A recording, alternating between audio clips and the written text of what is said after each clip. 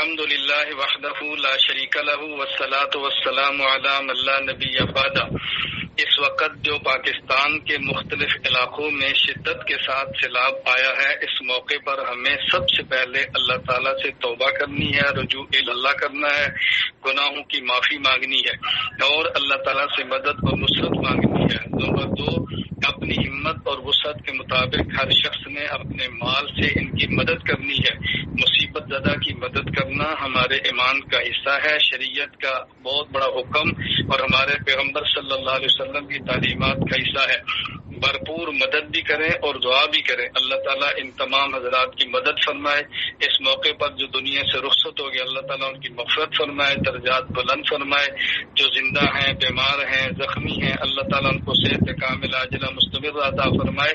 ہر مسلمان مرد عورت کو اپنی ہمت کے مطابق بڑھ چڑھ کر اس موقع پر سیلاب زدگان کی مدد میں حصہ لینا چاہیے۔